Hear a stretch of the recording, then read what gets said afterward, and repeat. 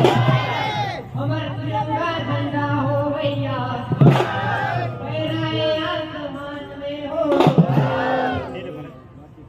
अमर तिरंगा झंडा हो भैया फहराए आसमान में हो।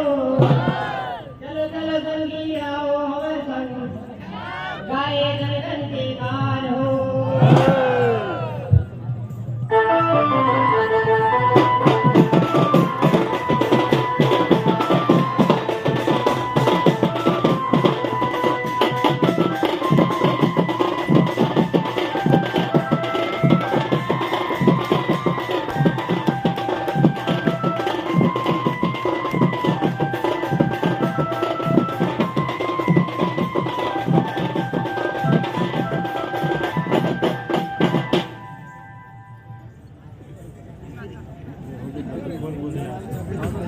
अरे भाई राम दुलरवा लक्ष्मण रे संगी पंडवा दुलरवा भीम हो।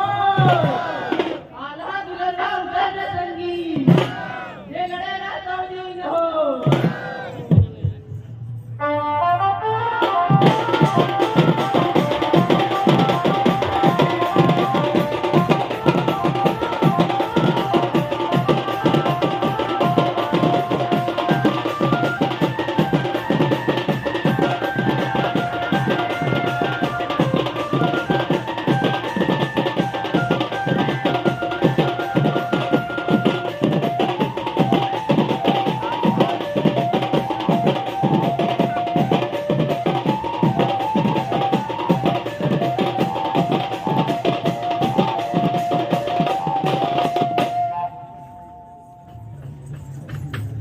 अरे भाई रे का बाजा बजाए बजनिया मोरे बंटी भाई हो। ये ताला छोड़ के राउत ताल बजाए हो।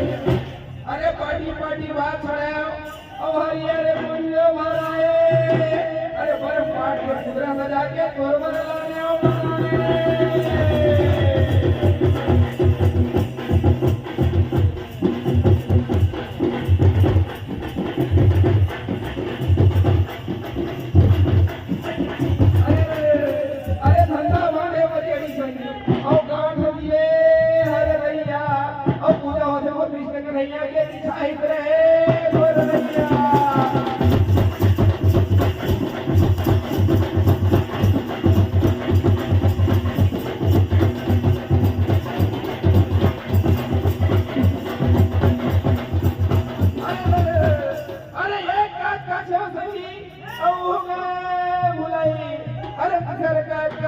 बरोबर याद पडे